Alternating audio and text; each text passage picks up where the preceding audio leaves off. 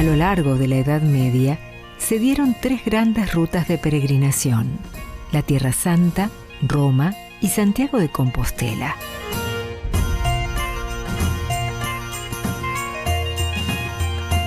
¿Por qué peregrina el hombre? Peregrina para llegar al lugar santo, para sanar su interior, para curarse, buscando milagros o buscando la manera de agradecer. ¿Cómo se va la primera de todas? Que es peregrinar a los lugares donde vivió Cristo, donde vivió la Virgen, donde transcurrió la historia, donde todo empezó. Pensemos que el cristianismo, que está tan difundido y que durante la Edad Media se ha transformado en una religión política, social y culturalmente hegemónica, es una religión oriental. Y entonces, estos primeros sitios, emparentados también con antiguas tradiciones judías, ¿no?, ponen a Jerusalén en un punto de muchísima importancia y de otras ciudades que están próximas, Belén y demás. Sí, sí. Entonces, ya desde finales de lo que llamaríamos la antigüedad, algunas personas muy piadosas que eran cristianas muy cultas empiezan a peregrinar e ir a encontrar estas fuentes. Esto tiene que ver con lo que dice Laura, de los caminos de la necesidad también, de llevar protección y de ser... La mismísima madre de un emperador, como va a ser Santa Elena, madre de Justiniano, de Constantino, que va a ser el que promulgue esta libertad de cultos, esta tolerancia de cultos, peregrina y hace lo que es la invención, la invención, o sea, el descubrimiento. Hoy la palabra invención remite a otra cosa.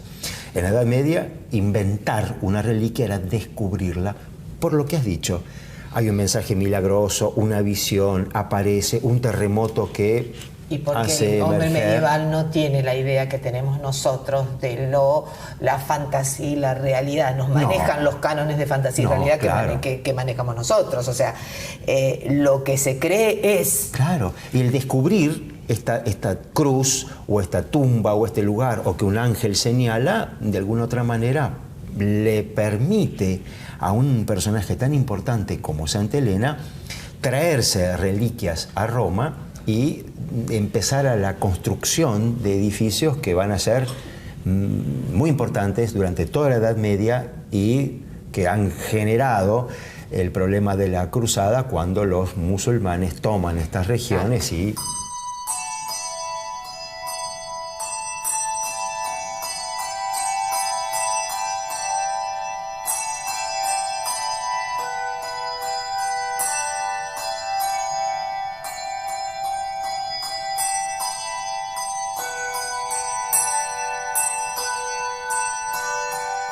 Me parece muy ilustrativo también el viaje de Egeria, porque ¿quién era? Otro personaje. Egeria es no se sabe si es monja o virgen, digamos que sería parienta del emperador Teodosio, que vivía en la zona de lo que sería la actual Galicia, otros le dan otros orígenes, y que se decide a ir a buscar los lugares santos.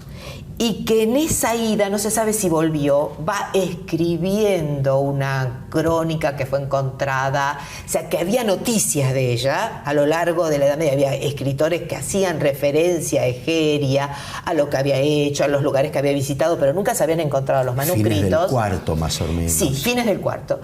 Y recién en el siglo XIX se encuentran en Italia estos manuscritos que no están digamos, no están completos, pero de cualquier manera han servido para una enorme cantidad de estudios.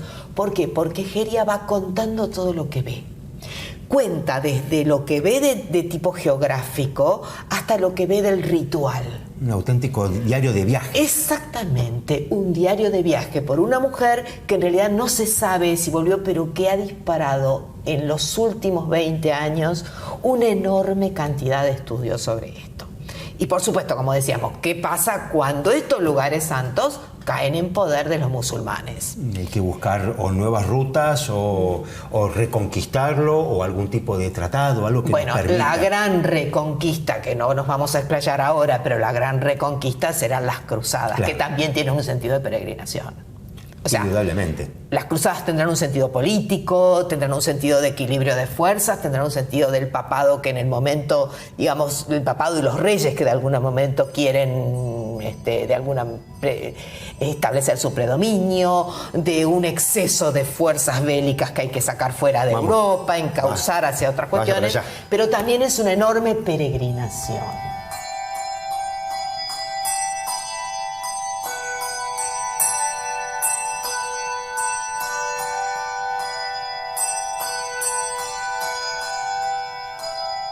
Pero es el viaje de todo héroe, llegado al caso, que arranca trémulo, miedoso, y que a lo largo de una serie de pruebas se va perfeccionando, y cuando obtiene el premio, la mano de la princesa, logra la espada mágica, descubre la tumba de alguien, etc., vuelve distinto. Esta es la esencia, ¿no? Es muy interesante la riqueza literaria que hay detrás del culto en sí. Porque, como vos decís, las famosas Passio o las hagiografías de los santos tienen la estructura de la novela latina referida al héroe greco-romano, ¿no es cierto? Claro. Entonces, el historiador puede reconstruir gran parte del proceso de la transformación de un devoto en santo, objeto de devoción, a través de una literatura muy rica, muy transversal, que lo mismo tenemos cartas de una mujer que se traslada de un lugar a otro, como tenemos homilías absolutamente filosóficas con una carga intelectual extraordinaria, que es fruto también de un periodo del cristianismo, porque hay que ver que estos primeros santos medievales están imbuidos en unas luchas entre los diferentes cristianismos que pugnan por tener la primacía, la ortodoxia. Entonces, tanto los relatos referidos a los martirios, por ejemplo, las hagiografías, como las homilías posteriores de importantes teólogos muy cercanos a estos santos, muy cercanos, me refiero espacial y temporalmente, nos dan una riqueza de lo que el hombre piensa y siente desde múltiples y variados aspectos, desde el simple devoto que peregrina solo para obtener la salvación de su alma, hasta los grandes teólogos del momento que también acuden en auxilio de darnos muchas herramientas para la comprensión del proceso. ¿Nos quedamos con los viajes y seguimos? Seguimos con los viajes.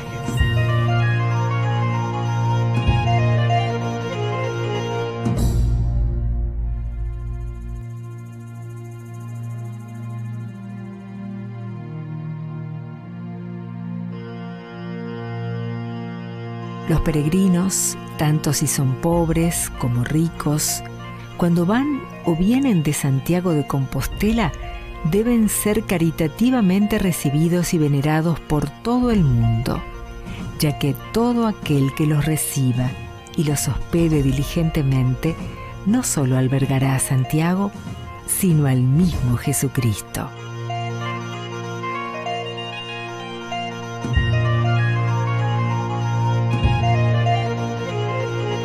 Hablamos de la peregrinación a los lugares santos, que tal vez sea la peregrinación por excelencia a lo largo de la Edad Media. Y tenemos que hablar de las otras dos peregrinaciones, la peregrinación a Roma y la peregrinación a Santiago de Compostela, que seguramente es la peregrinación que más vigente se mantiene de todas estas en la actualidad. Hoy hay un enorme interés por todo lo que sea el Camino de Santiago. Claro, quizás más que Roma, porque Roma hoy ocupa otro espacio de poder o cultural más que sencillamente la tumba de Pedro o la de Pablo. Y ya desde muy temprano, en el siglo I, ya el enterramiento de Pedro había sido objeto de visita por parte de las personas que lo habían conocido. Y esto es una cosa que opera habitualmente en el culto de los santos. Quien ha sido martirizado la semana pasada, hoy está en compañía de Cristo, está en compañía de Dios. Entonces yo quiero acercarme a Él, ser tocar su tumba, si puedo ver su cuerpo, a lo mejor algo que estuvo en contacto con su cuerpo, podemos cortar parte de la tela y llevármelo como brandea, como recuerdo, o tocar algún objeto que estuvo en su tumba, o directamente, bueno, comercio de reliquias lo hubo siempre. Entonces el enterramiento de Pedro ya desde el siglo I ha generado un circuito cada vez creciente de peregrinación a este locus amoenus, este lugar ameno, donde estaba la tumba de un personaje de tanta importancia. Ya en época de Constantino se elevó una basílica de mucha importancia que en el siglo XVI fue derrumbada para dar lugar a la que hoy conocemos.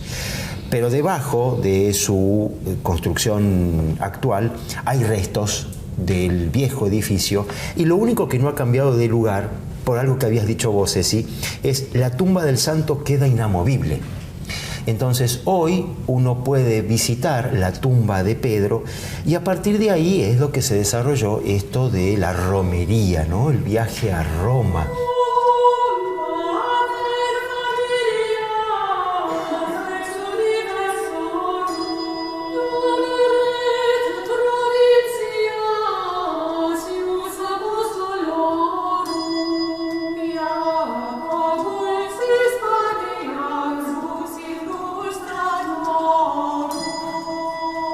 En la ruta a Santiago hay varias cosas, varias cuestiones que confluencian para que tenga semejante entidad a lo largo de la Edad Media. Es el gran lugar de culto de Occidente, evidentemente, sí. La ruta a Santiago. Santiago había evangelizado España, Santiago había estado en España, pero luego fue a Tierra Santa, donde fue martirizado. Y de alguna manera su cadáver viene a través del mar y lo encuentran justo cuando los musulmanes, luego que los musulmanes habían entrado en España y habían ocupado gran parte. Siglo VIII. Sí. Entonces, a partir del siglo VIII se descubren lo que serían los restos del apóstol Santiago.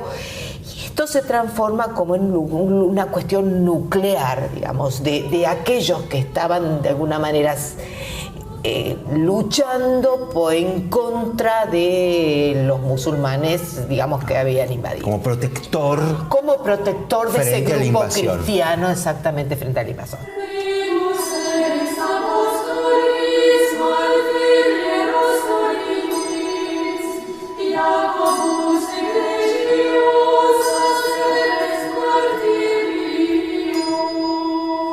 Hay muchísimos caminos que van. El principal camino es el camino francés, que arranca desde Francia, pasa por Roncesvalles, va por parte de Navarra, La Rioja, baja por Burgos, León y entra por el Bierzo a Santiago de Compostela. A lo largo de todo ese camino se construyeron, las ciudades crecieron, se construyeron abadías, había lugares de peregrinación internos, digamos, en el medio del camino. Pero luego aparecieron otras rutas que confluían. Había una ruta que venía de Inglaterra, desde La Coruña. Desde Alemania, pero todos se enganchaban con el camino francés. Desde el sur de España, en la medida que fue el Camino de la Plata, que unía Sevilla con Santiago de Compostela. Desde el Levante, o sea, hay una multitud de caminos que enganchan en ese camino francés.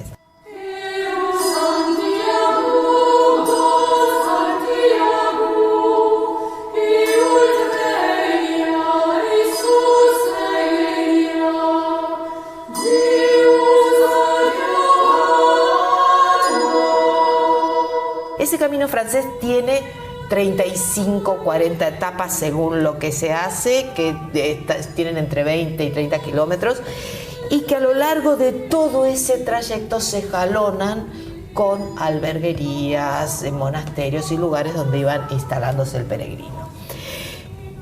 No solamente el camino fue un lugar de tránsito, un lugar de peregrinación, sino que también fue un lugar a través del que entraron ideas, entró comercio, entró arte. Fue un lugar de contacto con Europa maravilloso, y que se transformó y que con el correr del tiempo, a pesar de que hubo un momento a partir del 13, esto ya no tiene la frecuencia, porque vamos a ver que hay un cambio interno en el peregrino. Hoy es un lugar, digamos, de peregrinación muy, muy, muy vigente. Más espiritual que exactamente, que es una ruta sí. espiritual.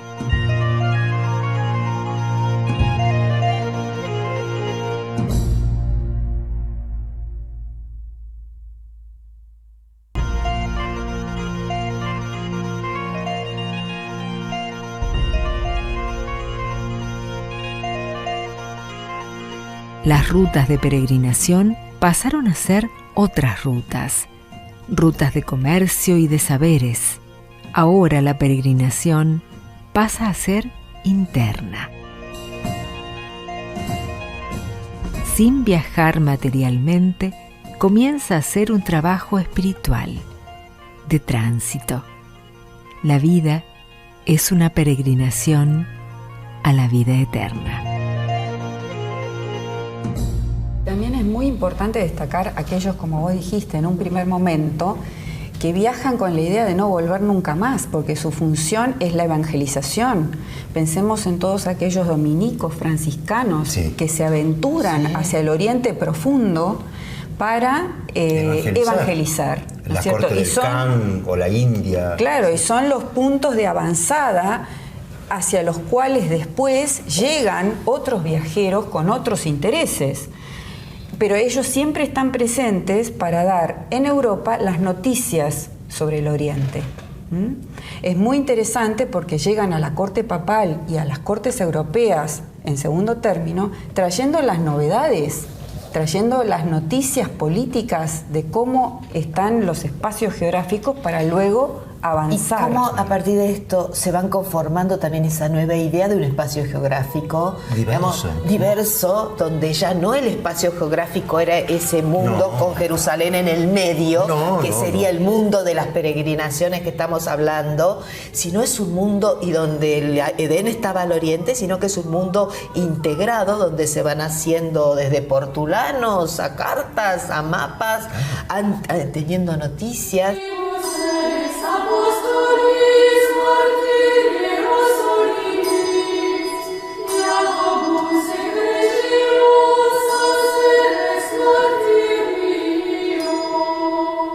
Yo he trabajado uno especialmente, que es el viaje de Ruy González de Clavijo, que realiza una expedición de 1403 a 1406.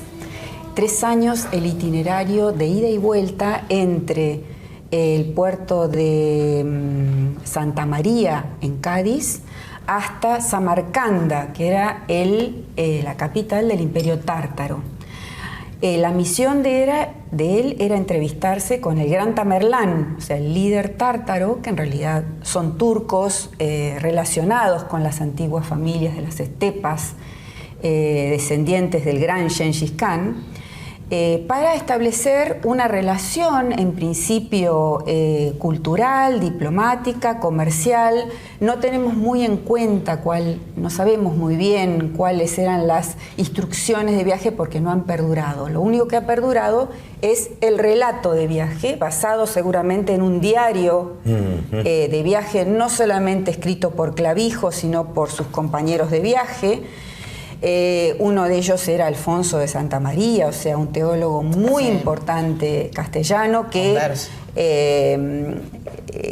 siempre conforman, los eclesiásticos siempre conforman estos equipos de viajeros. ¿Por qué? Porque manejan lenguas, conocen el derecho, conocen otras culturas, entonces son elementos para evangelizar. Son muy importantes para lo que ellos consideraban el intercambio teológico con otras grandes culturas monoteístas como la judía y la musulmana, ¿no es cierto?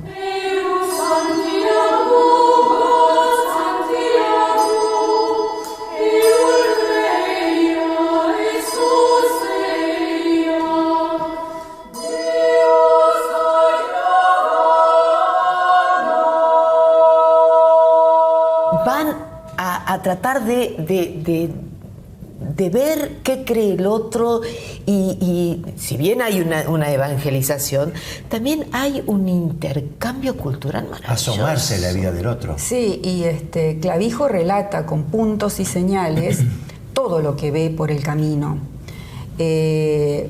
Los posibles productos que se pueden intercambiar, las costumbres, la solidaridad en el camino, la hospitalidad en cada uno de los puntos, la recepción protocolar. Pensemos que hay toda una serie de regulaciones protocolares que se están ensayando sobre la marcha. Está construyéndose, se están ¿no? construyendo.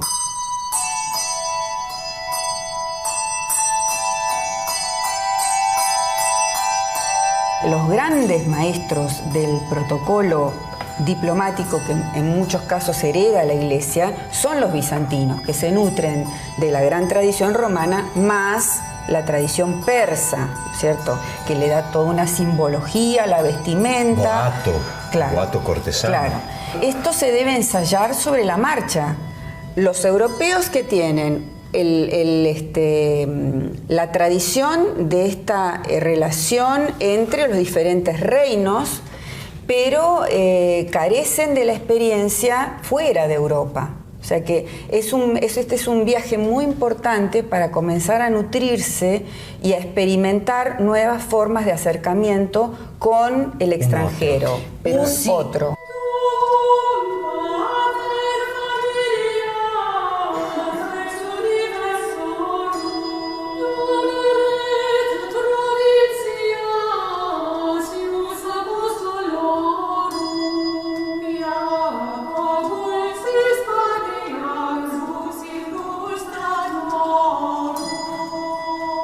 Hay que pensar que la asistencia al viajero fue una premisa durante toda la Edad Media. A esto me refiero yo. Me parece que todo esto que hemos hablado, ya se trate del primitivo viajero, ya se trate de los grandes peregrinos de la Edad Media, o el pequeño viajero al santuario local, o los grandes viajes de descubrir al otro, de comercio, de conocimiento, tienes ese trasfondo común. Sí, yo creo que es una premisa que traspasa toda la Edad Media.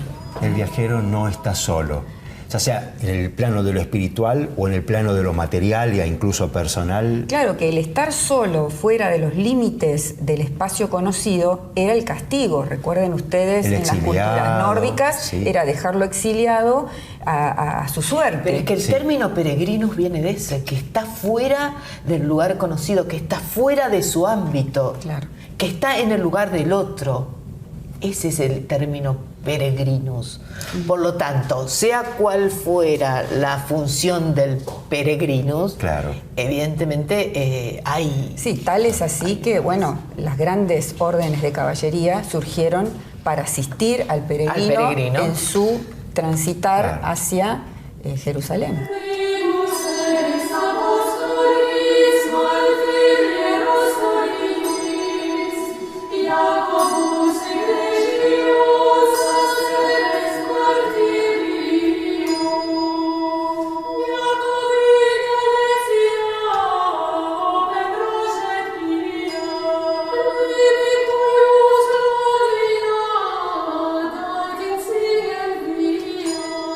Y en definitiva, el hombre, este homo viator, como para cerrar la idea, que está en un tránsito hacia la divinidad o al encontrar el otro mundo, es un peregrino, es un viajero y de alguna otra manera quien tiene que sobrellevar esta carga para llegar a buen término.